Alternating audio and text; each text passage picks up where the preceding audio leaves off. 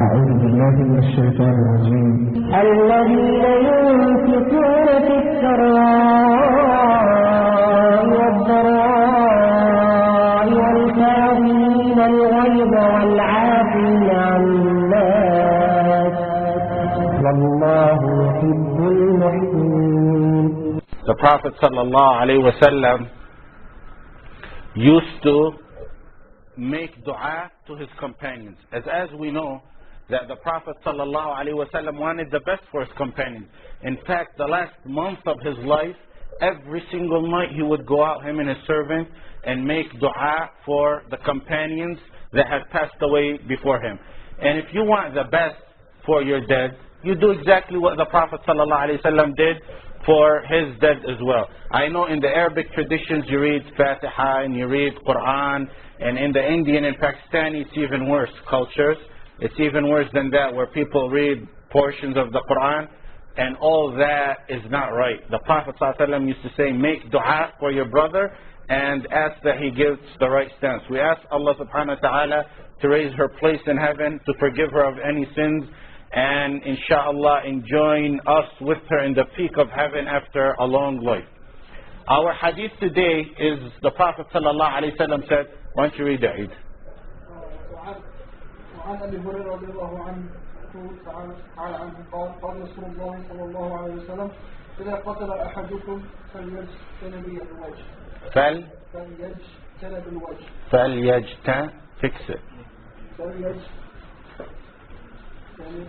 فليجتنب الوجه. Read the translation. Allah's Messenger sallallahu alayhi wa sallam said, when any of you fights, he must avoid the face. The hadith is simple and clear, and as you probably know, the hadith that are more practical to our day-to-day life, we spend more time on their practical aspect. The other ones will spend, like the hadith of the curtain of the Muslim, we spent nearly almost 3 lectures on it.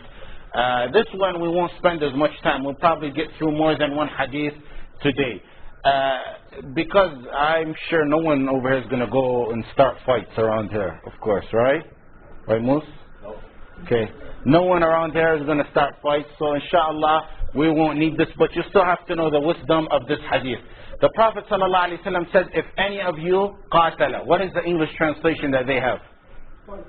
Fights.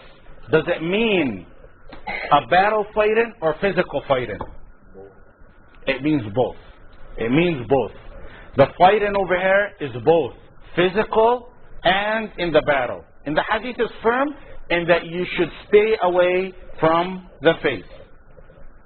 Like in another hadith, how do we know that it means fighting and also killing? Because it comes in verses of killing. The qatala over here comes in other verses as killing. And there's another hadith the Prophet ﷺ said, if someone comes in front of you to pass while you pray, you have, when you pray, all the way up to where you make sujood. Okay, I'm over here praying and this is my sutra. I should take a sutra. Always, always, in a masjid or at home, the Prophet ﷺ used to always take a sutra. A sutra means a barrier or something in front of you, or a chair or something high where it's right in front of your sujood. Someone comes and attempts to cross in front of me. You're in a masjid, use someone else's back. Someone comes and crosses in front of me, you push him nicely the first time. Or, you just move your hands to let him know you're praying, because maybe he's not aware of it. The second time, some people are stubborn. Why can't I pass in front of this guy? And they just want to pass. The Prophet in the hadith said, فَلْيُقَاتِلْهُ فَإِنَّهُ شَيْطَانٌ. Fight him, he's a devil. Physically fight him. Push him very hard, because he's going to break your prayer, or he's attempting to break. The same hadith over here. Qatal and فَلْيُقَاتِلْهُ, the same word. Doesn't mean kill him. You don't kill your brother just for passing in front of you. Means push him physically away. So the point of that is that qatala means both physically fighting, and it also means and killing as well. Okay. Why in fighting, by the way, this hadith is uniquely mentioned if, it doesn't go say pick fights, hit him anywhere except his face. If it becomes necessary, if you lost your temper, if you have a right to fight, if you have to defend yourself, if, either. Either not go fight and do that. If you fight, then don't stay away from the face. Why did the Prophet ﷺ tell us to stay away from the face? Why? Who can tell me? Who can tell me? Go ahead, sister, speak up. Anyone? It's honorable. What else? What else? Hurts the most.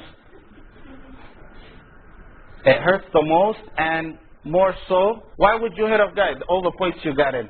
Tell us why you choose the face to hit him in. No. Why? That's the knockout place. The body, you could get a punch, you could get hit, you could get a bullet in other parts of your body, and nothing may happen. However, a punch on the face or a bullet in the face, that's nearly deadly. That's why the bulletproof vests cover the body, but they leave the head. Because, the head may be covered in other ways. They have other ways to cover them.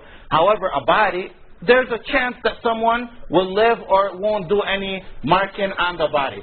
So we have, first of all, it's honorable. It's the most dangerous. What else? Okay. Take them in the order that I put them in. First of all, it's the most beautiful, most honorable. Most beautiful, most honorable. The face. Second, it's the most sensitive, most dangerous. A little punch, you probably have a quarrel and you hit someone in the shoulder.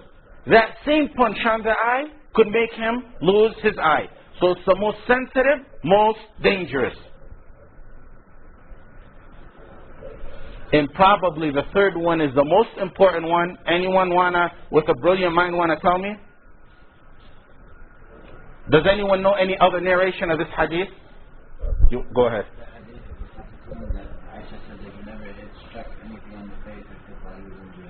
Exactly, that's right.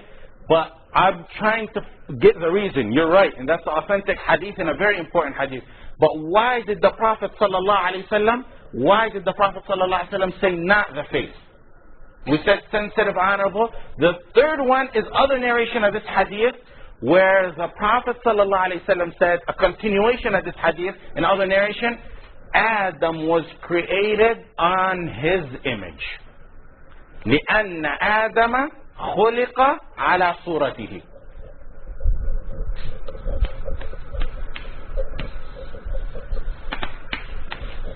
And let's stop at this part of this hadith a little bit. The reason that the Prophet gave us is because Adam, خلق, was created on his image. On his image. Suratihi. For those of you that attend my Arabic class, what's the ha over here? What's the ha? Maryam. Is Maryam here? Referred to. What is, okay, you're right. Referred to. What is it referring to? Are you sure? You sure? Are you sure? Don't be afraid. No one's going to fight here. Tell us. Who wants to, who said Adam? Who said Adam? Hey, you have to be smart, Alec, all the time. Actually, both of you are right according to a lot of scholars. According to a lot of scholars, it's Adam. According to a lot of scholars, it's Allah. The correct opinion is it goes back to Allah. The correct opinion is it goes back to Allah. Even though what he said is a very, very, very scholarly answer that some say. So look at how the phrase is. Adam was created on his image. That's the hadith. So we got scholars saying Adam was created on, I'm sorry, that's not Adam. And the guy you're fighting. Fighting. Not Adam, I'm sorry, that was wrong. And Adam was created on that guy's image. Meaning the guy you're fighting and Adam have the same image. Same to each other. This is the weaker of the two opinions. The right opinion is Adam was created on Allah's image. On Allah's image. Now let's stop here for a few minutes. Even though this doesn't directly relate to our class, what does that mean? We got opinions on what that means. And this is a matter where a lot of scholars go into depth and have a lot of issues with this hadith. The hadith, again, the right opinion, if you fight, don't hit or stay away from the face, because Adam was created on Allah's image. That's how the hadith goes. What does it mean when we say Adam was created on Allah's image? Some people went one way, and you put this under A in your outline, went under mushabbiha. Mushabbiha. What are the mushabbiha? Two hats, I'm sorry. What are the mushabbiha? What are they, Eid? You know what? Mushabbiha. Those attributes, what are the attributes to Allah? Exactly. Give me an example. You say, we know that Allah has a face, so they'll go further than that, right? Allah's face is like our face. These are the deviants, mushabbiha. They have other extremes. They say Allah has a finger. We're with you guys. Allah has a finger. His finger's like our finger. Then they'll go on to say, oh, you have a finger. That means it can bend. It has hair in between it. If they say and relate that to Allah. Ahl Sunnah wal Jama'ah say, Allah has a hand. Allah in the Quran says a hand. Have a hand. How does the hand look like? Allahu A'lam. It's beyond your imagination to even know how it would look like. لَيْسَ كَمِثْلِهِ شَيْءٍ. There's nothing like Allah, the all-hearing, the all-seeing. These mushabbiha said, Wa'id said, that Allah and Adam look like each other. Oh, we got a face. Allah has a face. He must have two eyes. Well, he must have a nose in the middle. He must have lips. He must have hair that comes over here. And they go into deal. That's one of the people who deviated. The second one is people who went into ta'wil.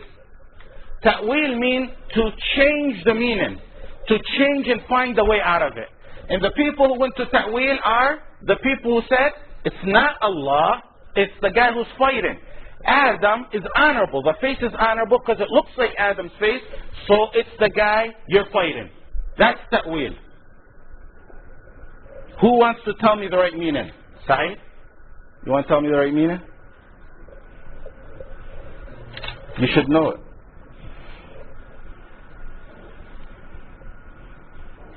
Okay, let me give you the meaning in an example. Who was the first group of people to enter heaven? Does anyone know?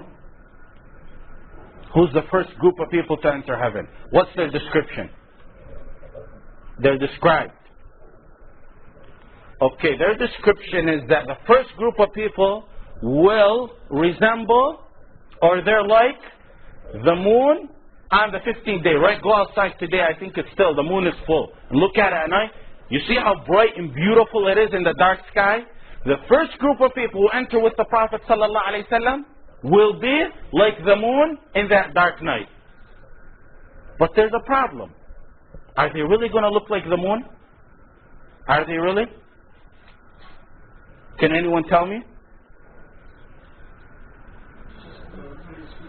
Figure of speech, exactly. Why? Because we know Adam is going to be, we're going to be in heaven like how Adam looked like, and how the height of Adam. We know that. That's a figure of speech to show how beautiful they are. So when you attribute this to Allah, it's just like saying, Naqatallahi wa suqiyaha. Masjid, Baytullah. Bayt Allah. Malullah. We're going to get a hadith inshallah today that says Malullah. Is our money Allah's money? Is the Baytullah, the mosque that you go in, is that really the house of Allah? Is Naqatullah, the one that came down to Salih, the camel, is that the Naqa of Allah?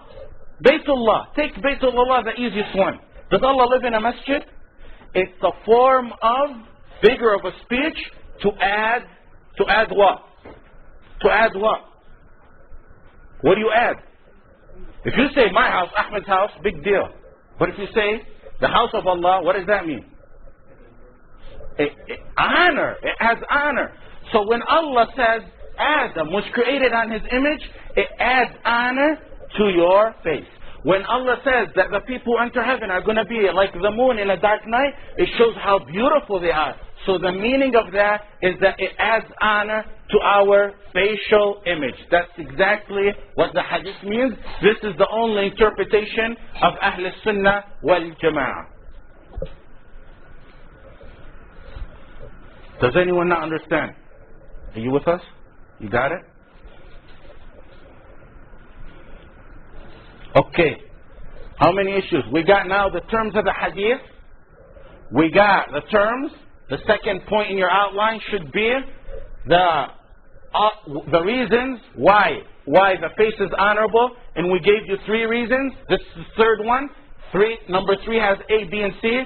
The next point is probably the most important point of the hadith, and is boxing haram or halal? Is boxing haram or halal? Now that you guys are all scholarly and you guys have this hadith, is boxing haram or halal? Is it haram? Unanimous? Everyone says it's haram? Sa'id, is it haram? No comment? Anyone want to say other than haram? It is haram because of this hadith. Boxing is haram for 2 reasons actually. First of all, because of this hadith that's direct. Where do you punch in boxing? It's only the face. I mean, it's exceptional to punch the body, and you punch the body to get the face. That goes against this hadith, number 1. Number 2, it's dangerous. It's dangerous. I mean, if you want to become a professional boxer, you got to sign a waiver about your health. Look what happened to Muhammad Ali, and look at what others happened to them later on when they grow up, because of the blows that they take to their face. So once you know it's dangerous, it's harmful to your health, it's haram for that other reason as well. So that's 2 reasons why boxing is haram. Okay, how about wrestling? Is wrestling haram? Is it haram or halal? Huh? Sure? What about that kind of, what is that boxing where they knee the guy in his face and they put him in a cage? No, not kickboxing. The one where ultimate fighting, where everything goes. You punch in his face. The wrestling is 2 kinds. The regular wrestling that used to happen during the Prophet ﷺ time, the Prophet himself wrestled. The Prophet wrestled a man called Rakkan, radiallahu anh. He came to the Prophet and he was a big wrestler. So he told the Prophet ﷺ, if you win, I'll become Muslim. Because, you know, people usually understand Islam through what they do the most. The farmers, through something, bring them something in farming. The guys who are educated, something that in their education. This guy's a wrestler. He says, if you win me in wrestling, then I become Muslim. So the Prophet ﷺ took him and pinned him down, and he won. He said, no, he didn't believe it, because he was the champion. He was like the championship of the wrestlers. So he said again, and he did it again, and the man said, Ashhadu an la ilaha illallah wa anna Muhammad Rasulullah. However, that kind of boxing has nothing to do with the face. It's similar to the professional boxing we have today, where you pin someone down. That's halal. If it has any blows to the face, then it would be haram because of this hadith right here. That's the 4th point of the hadith. 4th, in your outline. No one's keeping count, huh? Is it 4? Okay, number 5. This hadith is used by scholars to add weight to the proofs on, anyone want to tell me? Forget that topic, we're done with that. It adds weight for proof of? No. It adds weight for proof that niqab is wajib. That's not the only proof. That just adds weight to prove that niqab is wajib. So when you see scholars and they talk about niqab, among the hadith they put in, because you know, when you want to talk about this issue, if you're scholarly, you have to bring in a lot of, or most, or all the hadith that relate to that. Who can tell me how a hadith like this can add weight to someone wearing niqab? Shows the face is honorable.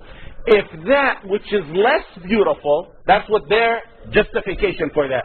If that which is less beautiful and less honorable, like the legs, like the stomach, like other body parts, less honorable, less beautiful how? You ever go and say, I want to marry a woman, let me see your legs, that's all I want to see. You ever do that? That's impossible. The first thing you say when I want to say I'm marrying a woman, I want to see her face. Everything else, you know, you can work it out. But the face is the most important thing. So there you say, if that which is the less honorable is supposed to be covered, less beautiful, then the most honorable, the most beautiful should be covered as well. That's the opinion of those who put weight to the wearing of niqab.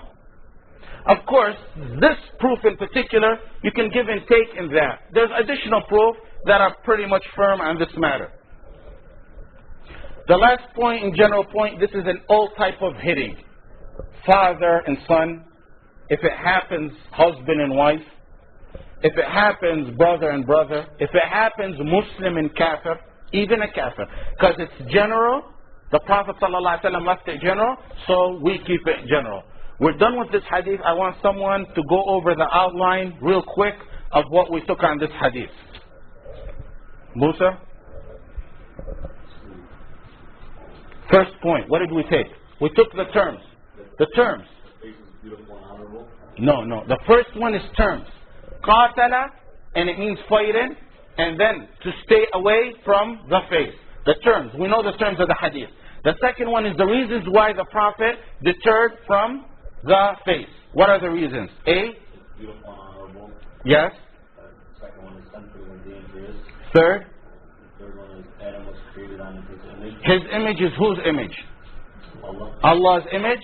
And then under that one, we got 1, 2, and 3, which is the opinion of the Mushabbiha, the opinion of the Mu'awwila or the Ta'wil, and the opinion of Ahl Sunnah wal Jama'ah. The opinion of Ahl Sunnah wal Jama'ah is that Allah attributed this hadith like that through the tongue and the tongue of His Prophet to add honor to our face.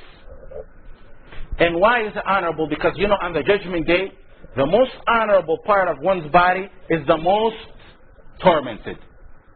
يوم يسحبون في النار على وجوههم.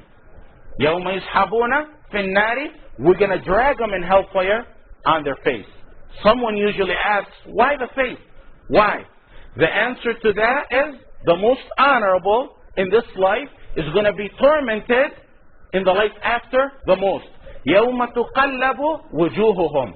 The day we flip them left side, you know, just like you do barbecue in summer today, the same way. The people in hell, Allah will take them one time on their left side till they're fully fried, then flips them over on the other side, on their faces. يَوْمَ تُقَلَّبُ وُجُوهُهُمْ فِي النَّارِ. On the Judgment Day, people will be standing on their faces, like the Prophet ﷺ told us. And in hellfire, people standing on their faces. And the Prophet was asked, how could you stand on your face? The Prophet said the same one who made them in this life stand on 2 legs can in the life after make them stand on their face. The point of it, the most honorable in this life is going to be the most tormented for the disobedience in the life after. The next point that we took is wrestling and boxing haram. We said if it continues, if it has blows to the face, yes, it's haram. The next point is that this is used for proof on niqab. And the last point is that this hadith is general in all kinds of fighting. Whether it's fighting for killing, whether it's physical fighting, whether it's between father and son, whether it's between husband and wife, whether it's between brother and brother, and whether it's between Muslim and kafir. Let's go on to the next hadith. Read it, Eid. Any questions? Any comments? أن رجلا قال يا رسول الله أوصني. Read the whole thing. وعنه. Okay, what does that mean? Means the previous narrator. How do you know it's the previous narrator? It says in English person. Oh, see, okay, you guys are playing tricks. I thought you were mashayikh, but yes, وعنه. You see, every hadith that we had has a narrator to it. Every single hadith that we had has a narrator. This one, it says وعنه, means and also narrated by him. Who? The guy just before, which was Abu Hurairah radiallahu anhu. Okay, go ahead. وعنه أن رجلا قال يا رسول الله أوصني قال لا تغدر فردد مرارا وقال لا تغدر. Narrated Abu Hurairah radiallahu anhu. A man said, O Messenger of Allah, advise me. He said, do not get angry. The man repeated that several times and he replied, do not get angry. Okay, the hadith here is simple and clear. It says, do not get angry. A man came to the Prophet ﷺ. He said, advise me. The Prophet said, don't get angry. He said, advise me more. He wants more advice. He said, don't get angry. He said, advise me more. And the Prophet ﷺ said again, don't get angry. The first point on this hadith we're going to take is additional verses and proof on anger.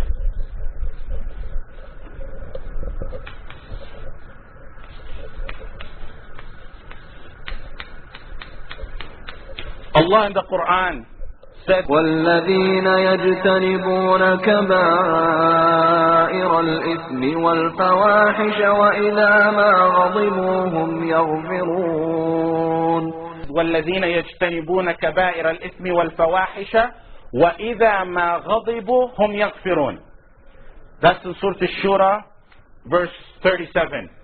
The point of it is the end. Allah commands the believers. وَالَّذِينَ يَجْتَنِبُونَ. Imagine this. The ones who stay away from fawahish. وَالَّذِينَ يَجْتَنِبُونَ كَبَائِرَ الْإِثْمِ وَالْفَوَاحِشِ. كَبَائِرَ الْإِثْمِ, the huge sins. Fawahish are the biggest of all sins. Imagine those two. كَبَائِرَ الْإِثْمِ وَالْفَوَاحِشِ. What's the third one? What do you guys think is the third one? وَإِذَا مَا غَضِبُوا هُمْ يَغْفِرُونَ. And if they get mad, they forgive. Imagine that Allah combined that in commanding the believers to those who stay away from the major sins. Combining it in that is very important to show us the importance of forgiveness. In the Quran there's plenty of verses where Allah says, فَعْفُوا وَاصْفَحُوا, meaning forgive and forget. If you want, there's a verse in Surah Al-Baqarah, verse 109, Surah Al-Nur, verse 22, and Surah Al-Taghabun, verse 14. Where the same fa'fu wasfahu or wa'fu wasfahu in the Quran. Ashaj Abd al-Qais was a companion who had two characteristics that the Prophet ﷺ liked. What were they? What were they? What are they? Patience and wisdom. The Prophet ﷺ said, you have two characteristics that Allah and His Messenger like. Al-Hilm wal-Ana. Patience and wisdom. The Prophet asked them, were you raised on them? I mean, were they brought within you? You know, because some people have nerves of brass from the day they were born till the day they die. Nothing gets them mad. The earth collapses, they won't even wink to that. Some people, on the other hand, a tiny little mistake could make them lose their temper. So the Prophet ﷺ said, is that something you were raised on, it was in your blood, you never raised yourself to do it? Or was it something you changed yourself? Because as we know and as we get to, we're going to get to how one can cure his anger. So he said, O Prophet of Allah, that's something I was raised on. I mean, I never did anything special. It's something that always was within me. Maybe his relatives, his uncles, his fathers were raised. And he said, Alhamdulillah, that Allah likes two of the aspects, Allah and His Messenger like two of the aspects that I have. In another hadith, the Prophet ﷺ said, you know, this is, I think, actually the only other area where you can get Hur al-Ain more than a martyr. Believe it or not. You know, martyr gets 72. Hur al-Ain. The only area that you may top a martyr is probably by suppressing your anger. The Prophet ﷺ said, whomever suppresses his anger and he's able to carry it out. You know why? Allah gave him a lot of Hur al-Ain, because no one's going to be able to suppress it. Someone who suppresses his anger, when he's able to explode and get his revenge, من كظم غيظا وهو قادر على أن ينفذه دعاه الله على رؤوس الخلائق. Allah will call him on the judgment day in front of everyone. حتى يخيره من الحور العين ما شاء. Choose. He'll tell him, here's the Hur al-Ain, take as many as you want. What are the rules to get them? Suppress your anger at a time when you can explode and do something about it. Yell, hit, revenge. You know, maybe you're a leader. Maybe you're in your household. Maybe it's at work. Maybe someone did something to you at work. You could do the same thing and hurt them more. Because people, you know, when they talk, for example, someone talked about you. They said one word. That guy who was talked about has a tongue too. He can talk more. Maybe he has a sight. He can expose you with a sight. Maybe he has a mailing list bigger than the mailing list you expose him. He can do the same and attack you. But he backs away because of this hadith when he's able. Not some guy can't say, Wallah, I'm backing away. He really can't do nothing about it. Well, inshallah, he gets ajr, but not this ajr. The ajr over here is if you can do something about it, he backs away from it, Allah will tell him, come and take from the hur al-ain as much as you want. Now, if a sister asks, what does the sisters get? I'll say something probably equivalent or more that they like in heaven. Allahu A'lam. Because, what if a woman dies a martyr in a battlefield? We don't have something specific that says she gets 72 of the male hur, but, inshallah, she gets something that weighs just like that, or even probably more that she likes in heaven. Among the stories that happened is Ja'far al-Sadiq. Who's Ja'far al-Sadiq? Who's Ja'far al-Sadiq? Who's Ja'far al-Sadiq? Who's Ja'far? What else? What else is he? Related to the Prophet. What else? Imam. What Imam? Your Shia? Huh? Nah. Say that again. Teacher of Abu Hanifa. That's what they take against us, is that our teacher is Ja'far al-Sadiq. The teacher of our four Imams, the teacher of the first of our four Imams is Ja'far al-Sadiq, Qita Abu Hanifa. Abu Hanifa in turn was considered the teacher of the rest of the three scholars, Malik al-Shafi'i and Ahmad. So Ja'far al-Sadiq had a servant one time. He was making wudu and she was pouring for him or something, water so he can make wudu. She broke the vase, an expensive vase. Imagine that happening to you. And she's your servant. You have full control to do what you want. He got upset. She seen it in his eyes that he got upset. So she recited to him a verse in the Quran in Surah Ali Imran, verses 133 and 134, or 132 and 133, I'm not sure. The verse goes, الذين ينفقون في السراء والضراء والكاظمين الغيظ والعافين عن الناس والله يحب المحسنين. والكاظمين الغيظ, and those who suppress their anger. So he said, I suppress my anger. والعافين عن الناس, and those who forgive. He said, I forgive you. She said, Wallahu yuhibbul muhsinin. The third part of the verse, Allah likes those who give in charity and those who give good. He said, you're free to go. Because she was a slave under his control. He said, you're free to go. وَالْكَاظِمِينَ الْغَيْظَ, I suppress my anger. وَالْعَافِينَ عَنِ النَّاسِ, I forgive you. Go ahead. Wallahu yuhibbul muhsinin. Allah loves those who are generous and good. No. It's two people. It's two people actually. I checked it before I got here. It's who told you it's Muawiyah? It's Ja'far al-Sadiq, and a similar one happened to Umar ibn Abdul Aziz. A similar one. Not exactly. It was a similar story with a servant that upset him. It's those two for sure. I don't know if the third one happened with Muawiyah, but I know for a fact there's one, the exact one that happened with Ja'far al-Sadiq that I mentioned. There's a similar one that happened with Umar ibn Abdul Aziz. Okay, that's the first point. Now, what's ghadab? Can someone tell me the definition of the Prophet on ghadab? Ghadab is anger. The definition of Prophet of ghadab is in a hadith where he says ghadab is a stone that the shaitan places in the heart of someone. That's true.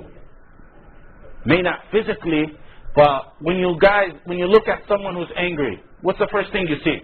How do you know someone's angry? What happens to his eyes? Turn red. What happens to his face? Red. Jamra. That's the same thing would happen if someone was to put a stone in a hot boiled stone in your heart. So the Prophet ﷺ defined it as a stone. This is important, the definition, because we need to know this for the cure of anger. The stone that a shaitan places in the heart of the person he chooses.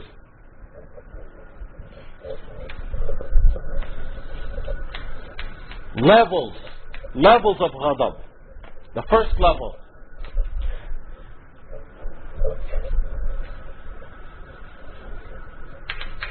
Muntaha al-ghadab.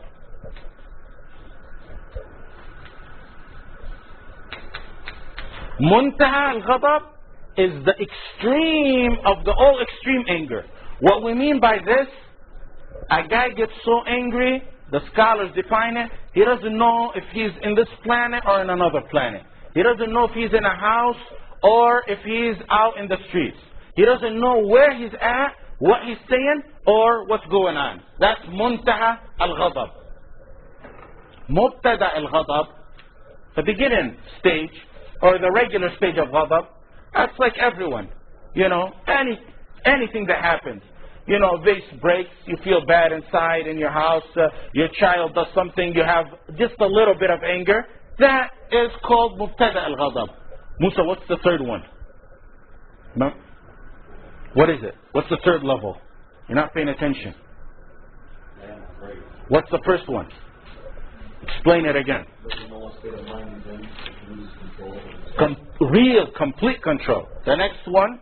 It's like the regular time you just get a little bit mad and it's like something in the calm room. It's not over 100. Okay, what's the third one?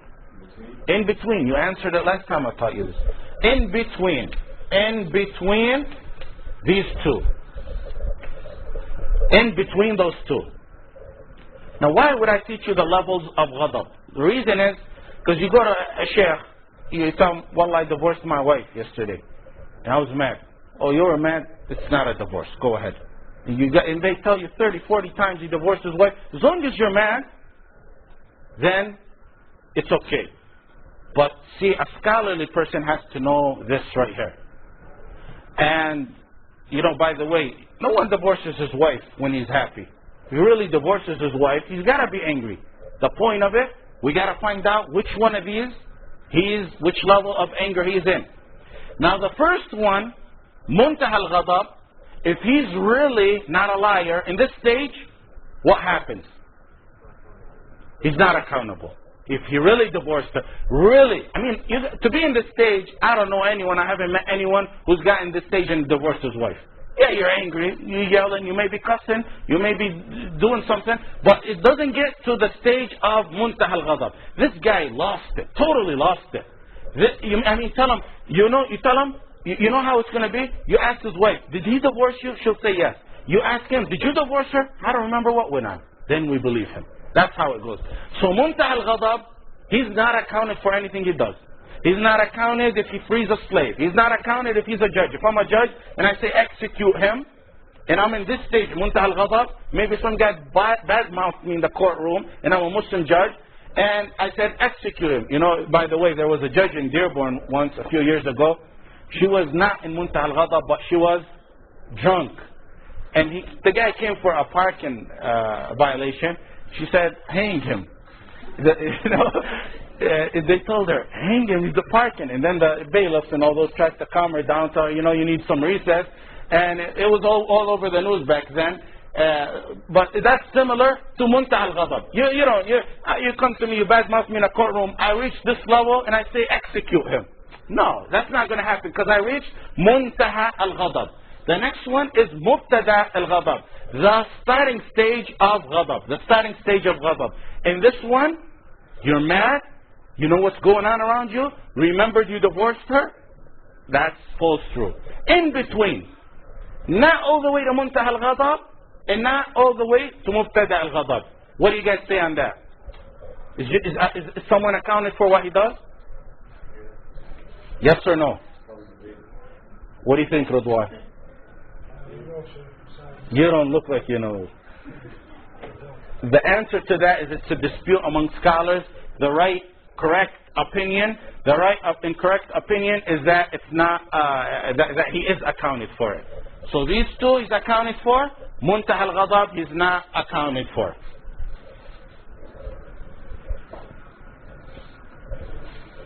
So some guy sells an item and he's at this stage.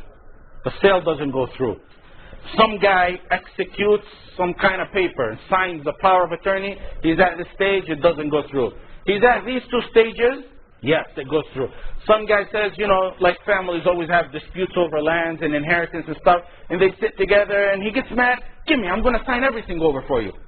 He's mad, but he signed everything. He's not at this stage. It goes through. It's gone. Now, if it was at this stage, he lost his mind and temper, and he signed, he doesn't remember what he did, then it does not go through. Okay, our next, any questions? Reasons behind anger.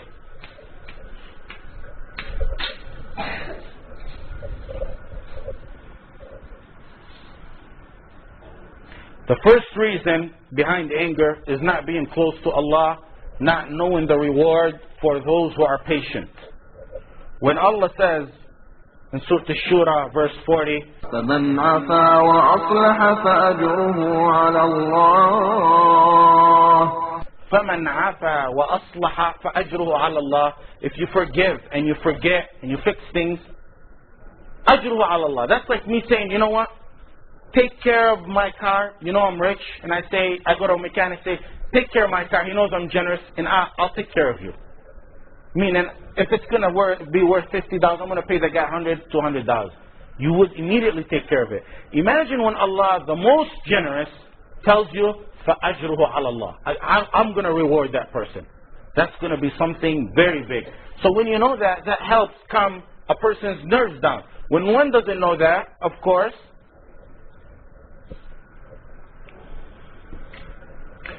they won't have their patience. The second one is not firmly believing in the life after. Because things happen in this life. Someone talks about you. Someone harms you. Issues within your life that happen, you and your boss, you and your co-workers. You're about to lose your temper because you're not going to get your right back. But if you know the reward of being patient and know that there's a life after, where you and that person are going to stand before Allah. Maybe you lost it. Maybe it's not worthy of you going to court and suing them. Maybe if you go to court, you won't win. Maybe it's not worth your time going to court. There's still another court you're going to go to, which is before Allah. Once you know that, and you're going to get your right back in 40 years maybe. Because how long are we going to live? 60 years? 70 years? If you know there's a time where you're going to get your right back, then your nerves would be calmed down. That's why I tell you, you rarely see true believers who explode and lose their nerves around. If you see that, that's a shell believer. Apparent to you, he's a believer. Inside, the stuff that needs to work on, the faith stuff inside, he's no good at that. He's hollow inside. So a true believer would always have, and that's why they're the least with blood pressure problems and heart problems and cholesterol problems that are caused by anger. The next point, anyone want to help us out? Reasons behind anger? Jealousy. Very good one. The next one is jealousy. People are always jealous and they don't control their jealousy. And I think we took a hadith on something like that and the manners. You know, you're always jealous. Oh, he got married and he has 2 kids. I'm still not married. That's going to boil his brains. That's going to boil his nerves. And another sister, she sees other sisters who are happy or appearing to be happy. And she's going to be very jealous. Look at her. How is she happy? And you know, that's the work of a lot of the people today. All they have is gossip and comparing each other. That is what causes anger within one. Another one. Anyone want to help me out? Sisters? Huh? Black heart. Having a black heart from sins is a cause of all the deficiencies in the internal parts of a Muslim's faith. Another one. People who are, this is a practical one, you don't need hadith and Quran to know this. People who are losers in their personal life come and take their loss where? Where?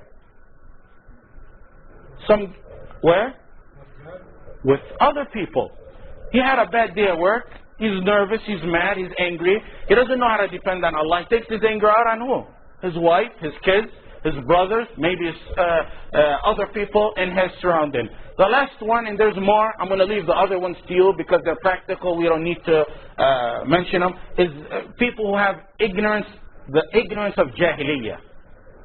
For example, a lot of Pakistani people, you talk about a mistake the Pakistanis do, and they explode. Why are you talking about the Pakistanis? You talk about some of the things the Palestinians do, the people who sell alcohol, beer and wine dealers that fulfill most of Detroit, or their weddings, the filthy weddings they have, or you know, the innovations that they have that are traditional, they explode. That's from the call of Jahiliyyah. That angers one, because they're not within themselves, the platform within their hearts is not there to accept the truth. This happened, by the way, to the Sahaba. The Sahaba, in the famous story, which Allah revealed some Quran in Surah Al Imran in them, a Jewish guy named Ibn Shaf came to the Sahaba, and he seen the Aus and the Khazraj together. After days where these guys used to fight each other. You know, Ibn Kathir narrates that the Aus and the Khazraj used to fight each other over, Aus would come to tie his camel over a tree, and a Khazraj, a guy from the Khazraj, another tribe, would come and beat him to it. A huge war would start just because of that. Or one guy from the Aus would come to drink water from a well, and another guy from the Khazraj would come, and a war, a literal war would come because of that. So a guy named Ibn Shaf, a Jewish guy, seen them after they became Muslim, he's amazed how these people are all united. And they're actually, when you see them, they're all sitting in the outskirts of Medina, happy, you know, making jokes and laughing and enjoying themselves. He said, these are the Aus and the Khazraj. So he went to the house. He told the Aus, you remember when the Khazraj killed this guy and this guy and this guy? You remember when the Khazraj degraded you in this poem? That's like saying, you remember when some guy took a $5 million 2-minute commercial and put it on CNN that you did this and this? Because poems back then were just like TV to us today. Exposing someone on that would destroy him. You know, one poem could raise a tribe to be in its peak, and one poem could make a tribe in the gutter. So he reminded him of that. Then he went to the Khazraj, told the Khazraj, you remember when those guys killed this leader and this leader and this leader?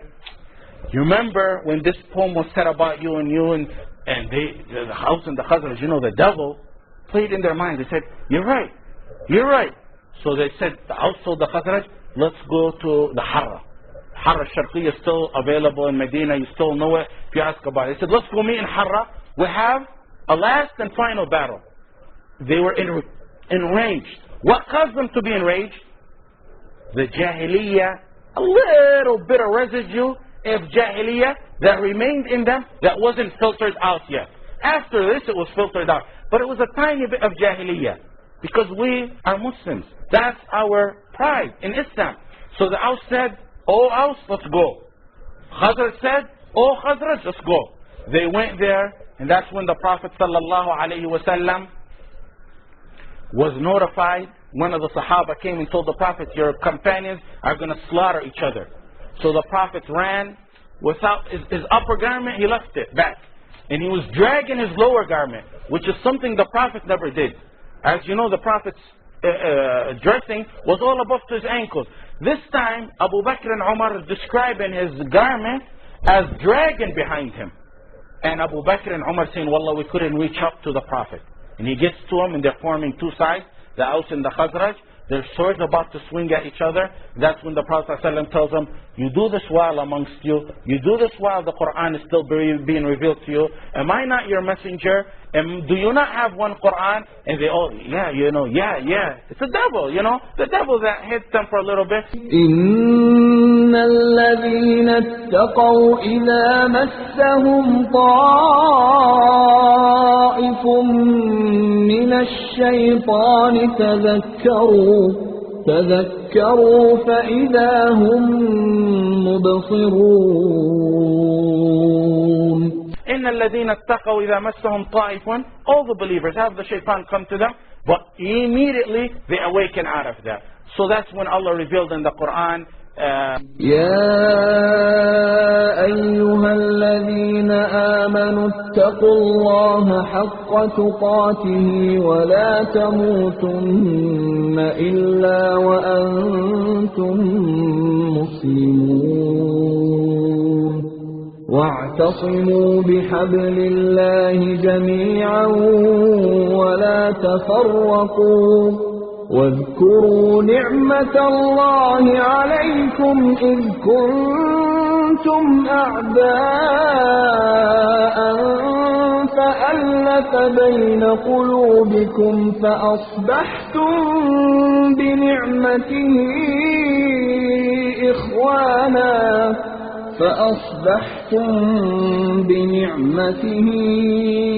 إخوانا وكنتم على شفا حفرة من النار فأنقذكم منها كذلك يبين الله لكم آياته لعلكم تهتدون. يا أيها الذين آمنوا اتقوا الله حق تقاته ولا تموتن إلا وأنتم مسلمون واعتصموا and hold on to the rope that Allah outstretched for you and be not divided amongst yourself. And remember that Allah rescued you from the brink of fire, and that's because they were going to fight. They went back to Medina hugging and embracing each other, not believing what they had done. The point of the whole story is that the residue of Jahiliyyah, oh, you're a Pakistani and I'm a Palestinian, and you talked about the Palestinians and you talked about this. The ignorance or the Jahiliyyah, the residue of Jahiliyyah causes one to lose his anger. By the way, who can pull me another benefit out of that hadith that I just mentioned on anger? Another, totally, completely different. Let's see the scholarly work. I just mentioned the whole big story. There's another benefit on anger. What happened? What happened to the Prophet? He was angry. He ran to the Sahaba. And this proves a fact that we're going to come to later on, that it's okay to be angry at certain Islamic issues if they're attacked in front of you. The Prophet went yelling at him. So that kind of anger is the praised anger. But since I mentioned the story, I thought I'd mention that point right there. Okay, reasons of ghadab. What's a doctor to do right now after he diagnosed you? Cures. Now we got the cures of ghadab. Number one cure of ghadab is you have to be internally strong. The Prophet in Islam raised the Muslim to be internally strong, and he doesn't break down. There's nothing in Islam like, I lost my temper. A true believer doesn't do that. If your initial stage of coming back to Islam, or your initial stage of embracing Islam, okay. But a true Muslim who's been years and years and months, reads the stories, knows the Quran, knows the life after, he's strong inside. He may be a tiny little figure, like Ibn Mas'ud. Ibn Mas'ud was described as a guy, if you were to sit on a branch of a tree, the wind blows his legs back and forth. That's how tiny and weak his bones were. And the Sahaba used to make fun of him. But the Prophet ﷺ said, those tiny little legs you make fun of are way more to Allah than the mountain of Uhud. That's how a Muslim is. Internally, he's a giant. Even though maybe his physical build is not that much. You hit him with anything and he absorbs it and he takes it and contains it. So the first thing is build yourself Islamically in to be strong. The Prophet in a hadith we took earlier on, maybe some time ago, said, لَيْسَ الشَّدِيدُ بِالسُّرْعَةِ. A guy's not strong by his physical build. The strong one is the one who, what? Controls himself when he's angry. So a guy, look how the Prophet compared it. A big 500-pound guy, maybe 6'5", works out every day, and a tiny little guy. This guy, tiny little things, makes him go in a range. The Prophet said, this guy's not strong. The guy who's strong is that little tiny guy who controls himself when there is anger. That's the first one. You got to raise yourself internally. How you do that? You read the hadith, the ayat, the Quran about patience, and so on, and that will help you internally. The second one is, أعوذ بالله من الشيطان الرجيم. Two men were cussing in front of the Prophet ﷺ, and their faces got to the point where they were bloodshot red.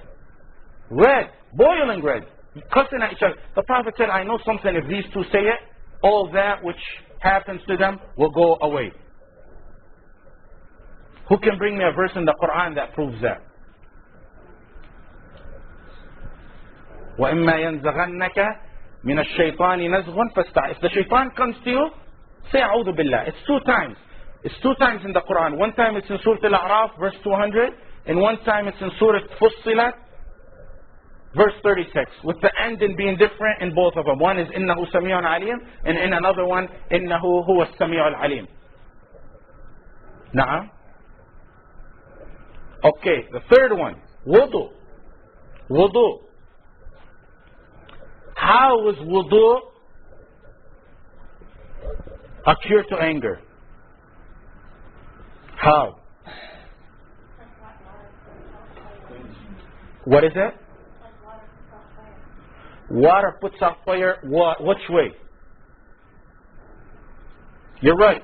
But which way? Both ways actually. Internally, first of all, externally. Externally how? You know, when you get mad, your face turns red, you get hot. Externally, it calms you down, physically.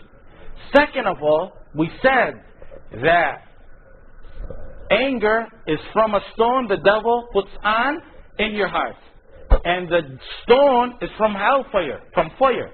And the devil himself is from fire. What turns off fire? Water. So it's internally, externally. Third one is that when you go to make wudu, it takes your mind off things. You know, you go, you got to open the door to the bathroom, open the sink. Back in the old days, you used to have to bring a vase, pour the vase. That helps take your mind off things. That in itself is another issue where it helps you. So it's 3 ways. The scholars give you 3 ways. First of all, internally, externally, and the third one is it takes your mind off the things that you're doing. The Prophet ﷺ said, إِذَا غَضِبَ أَحَدُكُمْ فَلْيَتَوَضَّأ. If any of you are angered, then make wudu. The fourth one is be quiet. I'm not saying be quiet. The fourth solution is be quiet. If you're angry, be quiet. Don't say nothing. The Prophet ﷺ said, إِذَا غَضِبَ أَحَدُكُمْ فَلْيَسْكُتْ. If any of you get angry, just be quiet, sit silent. And that's in hadith Rawahu Ahmad and Abu Dawood and Ibn Hibban. The fifth one, is it the fifth? The fifth one is change your physical setting. How? The Prophet ﷺ said, إِذَا غَضِبَ أَحَدُكُمْ فَلْيَجْلِسْ. Musa, when you get mad, what do you do? When you get mad, what do you do? Aha, exactly. When you get mad, you jump. So to hit that counter effect, when you're mad, sit down. If you're sitting down, what? Lay down. See, exactly. Ask anyone. When you reach your peak in anger, what do? You jump up. That's the first instinct. You jump up and you wanna do something. The Prophet said, hit it with the counter effect. Sit down. If you're sitting down, lay down. The Prophet ﷺ said, sit down. If that which you see, you know, the anger doesn't go away, then lay down. إِذَا غَضِبَ أَحَدُكُمْ فَلْيَجْلِسْ فَإِذَا ذَهَبَ مِنْهُ الْغَضَبُ وَإِلَّا فَلْيَضْطَجِعْ. If the anger doesn't go away, then let him lay down. The sixth one, dhikr of Allah, praising of Allah. Anyway, astaghfirullah, la hawla wa la quwwata illa billah, alhamdulillah. The first one we mentioned, included in this, a'udhu billahi minash shaitanir rajim.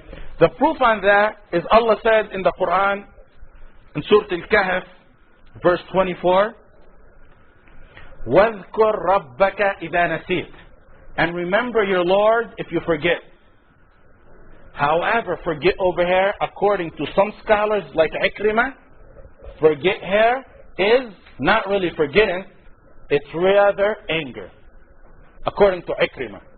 So remember Allah, according to Ikrimah, the meaning would be, and remember Allah if you get angry.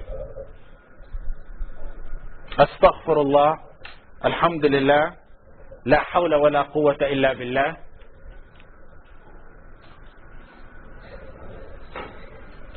Anyone want to give us more solutions? What works for you? Drinking water? That's a good one. Drinking water.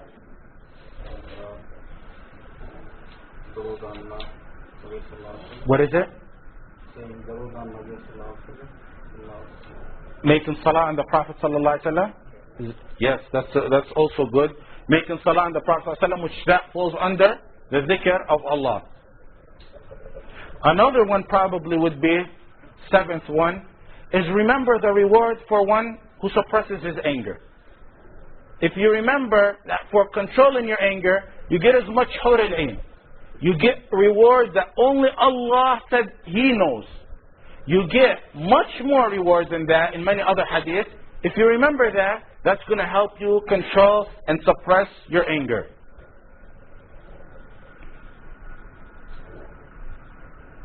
The next one, the eighth one, befriend those who are better than you in this matter.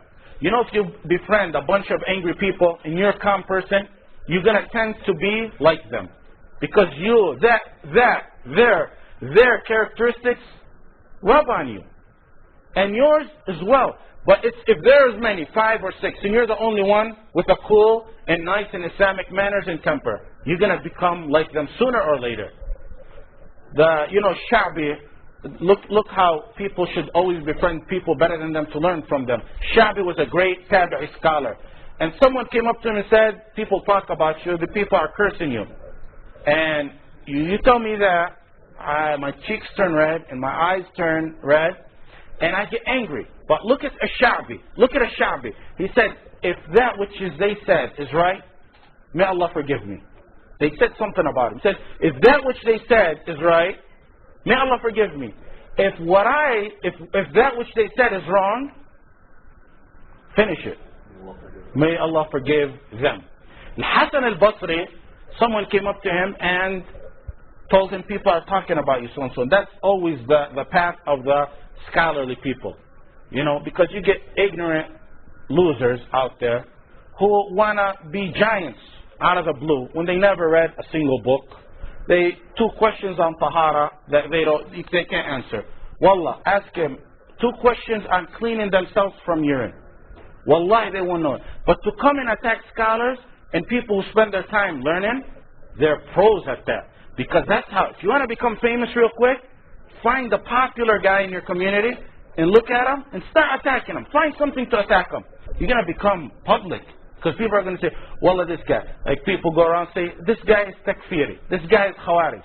This guy is so-and-so. Ask that person, what's takfiri mean? I don't know. The Tawheed Masjid said that. What's the Tawheed?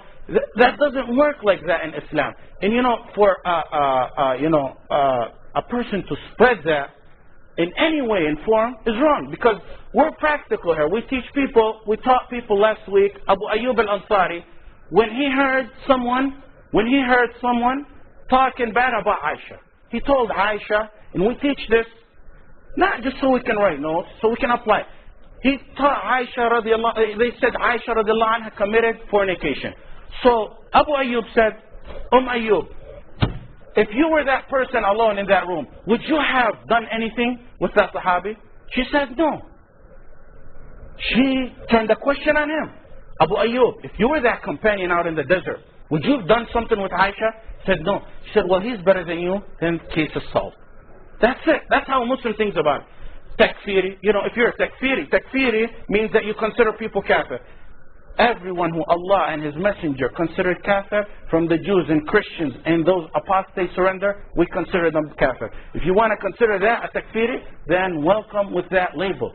If you consider someone who follows the Quran and the Sunnah strictly a Wahhabi, then I welcome that label. That's a welcomed label. We love that label. I was asked in my legal issue, they told me one of the accusations against you is you're a Wahhabi. I told him, what's some Wahhabi mean? He said, a Wahhabi, according to their documents, is you want Islam to come back to the, 7th century, according to what they said. I think they mean the American calendar. I said, what 7th century? I said, I want Islam to go back 14 centuries. I want the ruling of Islam to go back 14. And he said, is that true? I said, if that's their definition, yes. Yes, I'm a Wahhabi. If that's how they define it, then yes, I want Islam to become as the time of the Prophet Muhammad sallallahu alaihi wasallam and the Sahaba. Now you tell me, oh, you don't want internet? I tell you no. We use internet. We have site. We use all the means that we have. We use cars. We use houses. We use technology. But I'm seeing the ruling, the firm ruling, the thawabit of Islam, the firm ruling cannot be changed. It can't be changed. We can't come today in this day and age and say, Wallah, the Jews and Christians, I don't know if they're Muslim or not. I don't know if we should call them kafir or not. They're kafir. Allah said they're kafir, plain and simple. If someone doesn't like it, they can find a wall to hit their head on. Because Allah said it. Allah said it. Once Allah said it, we call this thawabit. It doesn't change. It doesn't change with time. Yeah, the Prophet used a camel. We use a Mercedes. Alhamdulillah Rabbil Alameen. The Prophet ﷺ used letters to the skin of a sheep to write his letters. We use the internet, alhamdulillah, and email. But the thawabit of Islam have got to remain firm no matter what happens and no matter what goes on. Okay, the next one is, the ninth one, is leave the setting you're in. Leave the setting you're in. Al-Hasan al-Basri, I didn't finish it, huh? Al-Hasan al-Basri, someone told him people were talking about you. So what Al-Hasan al-Basri, he went and bought him some fruits and grapes and presents and took it to him. They told him, Hassan, we told you they're talking about you. Why are you doing that? He said, they gave me a gift of their deeds, so I wanted to give them something in return. That's what the latter part of the Sahaba said about the earlier. When people began to accuse the Sahaba in their honor and talk about them, Aisha and other Sahaba says, look at them, look how honorable they are. They're dead, their deeds ended. Their deeds ended, stopped right there. Because when you die, that's it. You can't get more deeds. Allah wanted but to continue their deeds. Abu Bakr in his grave, and he's got people in Dearborn talking bad about him, and he's in his grave in Medina, and he's getting his rank higher and higher. You see why Abu Bakr is among the people into heaven? Because the most groups in Islam hate is Abu Bakr and Umar and Uthman. The most ones that are hated are the ones that the Prophet ﷺ told us their highest points in heaven. Because the Prophet knew that there's going to be people who are going to higher their places in heaven. You're in your grave and they say, Lord Muhammad bin Abdul Wahhab or Ibn Taymiyyah or Ahmad ibn Hanbal or Abu Hanifa. Some people consider Abu Hanifa kafir. All these scholars. Allah wanted to honor them by getting people to accuse them and talk about them and raise their place. Their place is raised in heaven and the other people are going down in hell. But Hasan al-Basri said, you gave me a present which is your deeds. I give you fruits which is, and he told them, I apologize. What I gave you is nothing equivalent to that which you gave me. Okay, the next one is leave the setting you're in. You're mad at your wife. Don't sit there, because when you're mad and she's mad, you two are going to bicker at each other and keep talking at each other. You leave the house for 5 minutes, send her to her parents' house, not for good, but for a few minutes, and send her shopping, go buy something, and that usually calms things down. Leave the setting that you're in. The last one, it's an obvious one, know the effects of anger on your health.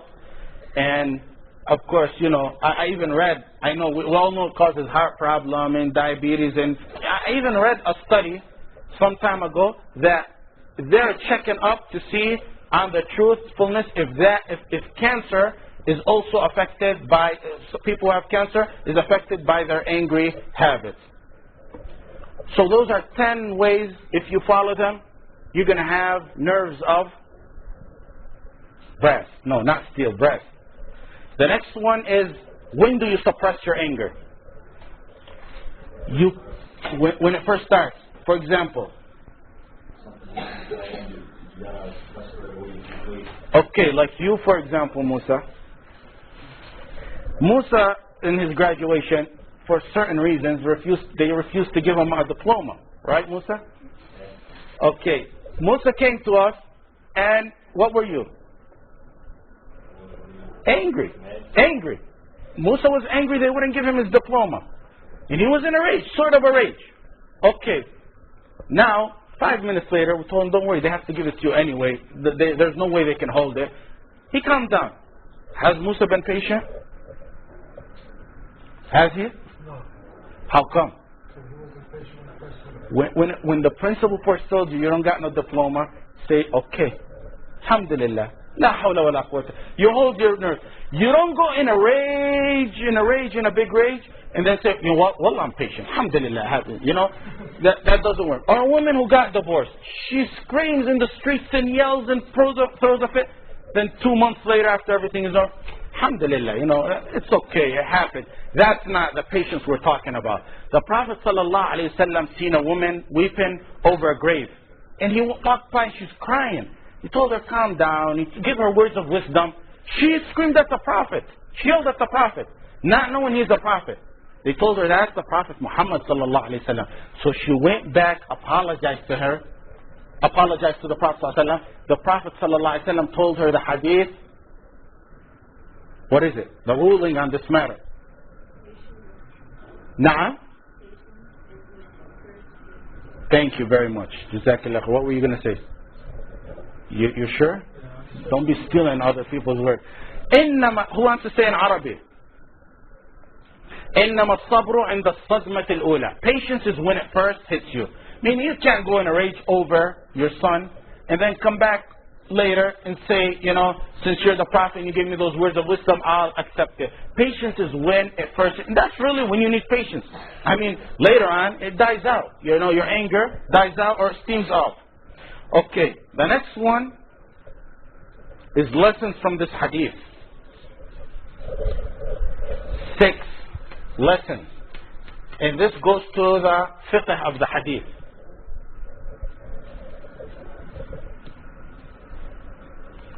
This man came to the Prophet ﷺ and told him, advise me. The Prophet ﷺ said, don't be angry, don't be mad, don't get mad.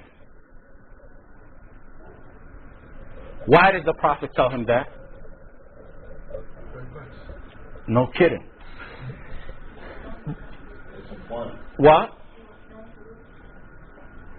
He gave him advice based on that person. See, other people came to the Prophet ﷺ, told him other things. He told them, fear Allah. Other people, take care of your parents.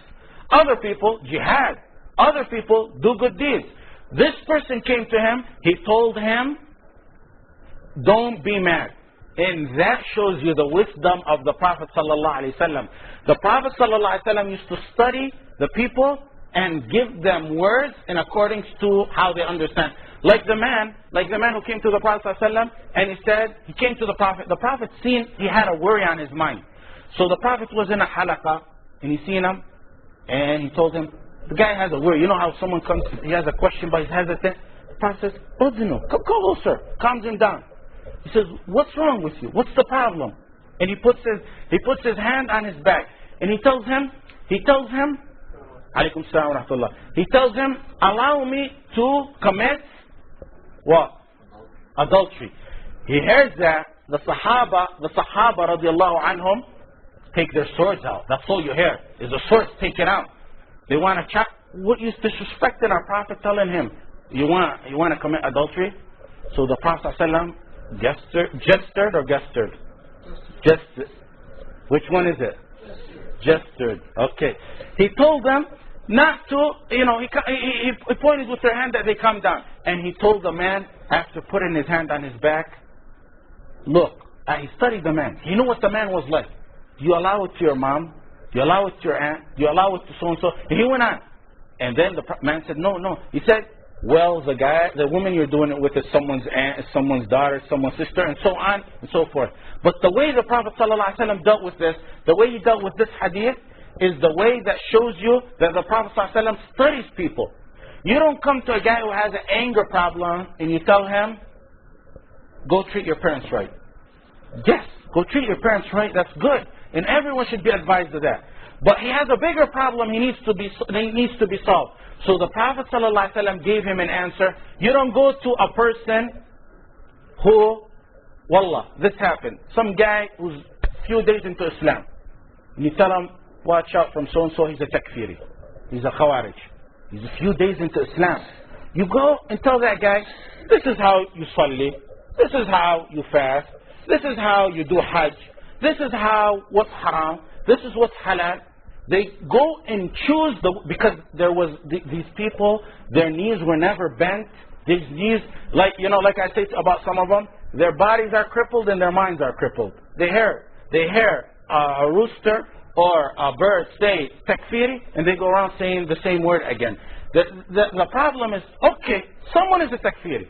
He's a takfiri. We're with you. Teach the guy how to salli. We're with you. But see, you have to go into depth into these hadith. The Prophet told him, La taghdab. Don't get mad. He could have told him something else. But this man, the only thing that related to him is mad. Someone comes to you for other situations. You have to advise him according to that particular situation.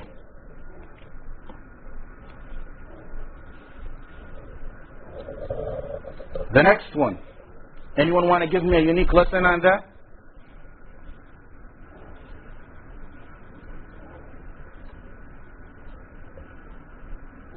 Someone asks for advice, you should give it. When someone asks you for advice, it's fard, if he's a Muslim, for you to give him advice. Okay, that's right, that's number 2. Number 3, you gave me advice, Eid, and I said, advise me more, or advise me. Am I disrespecting you?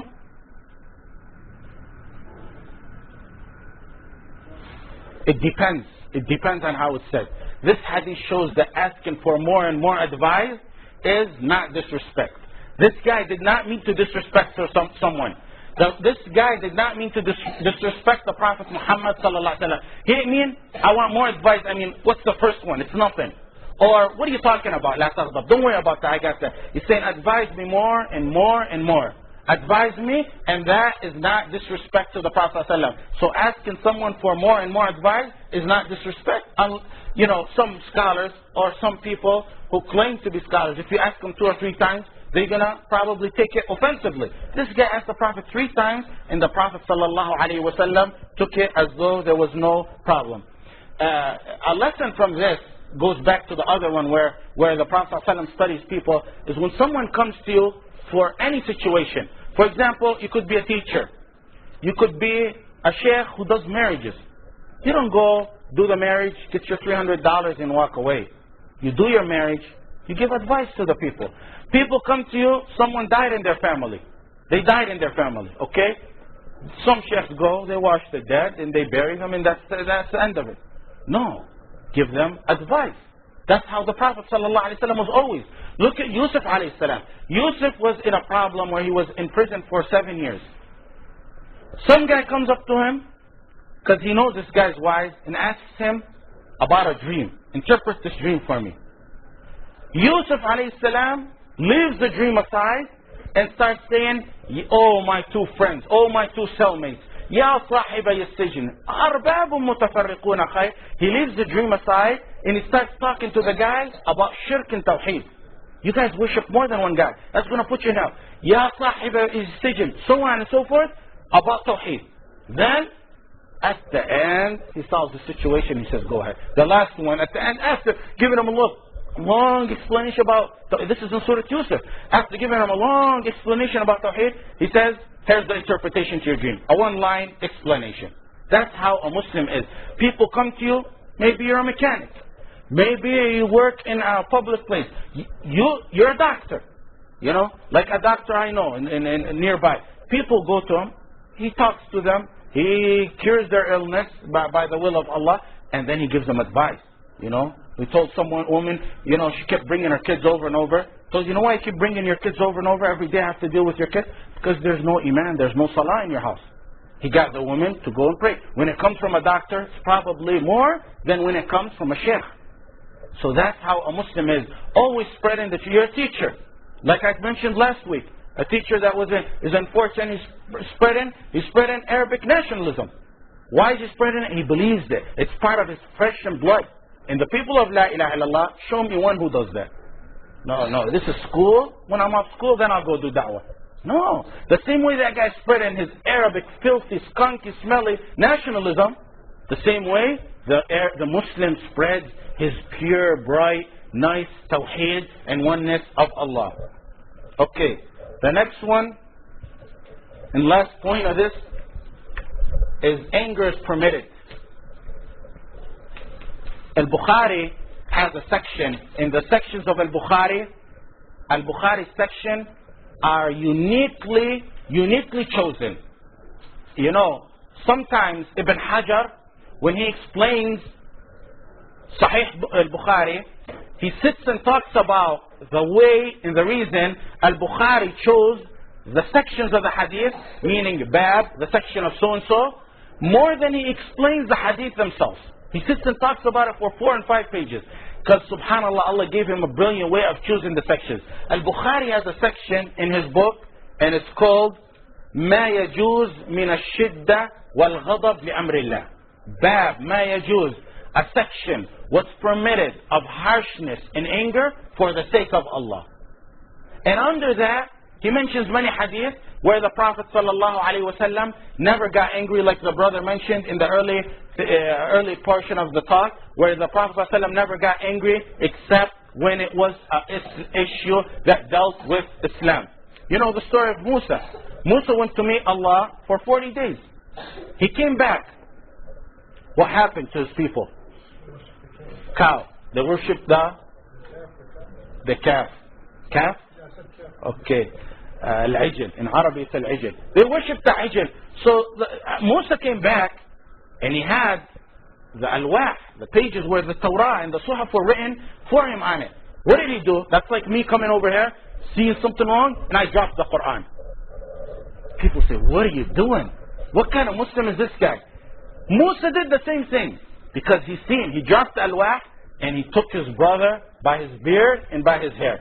And he says, Yabna Ummah, لا تأخذ. Harun tells Musa, لا تأخذ بلحيتي. Don't take my beard and don't take my hair.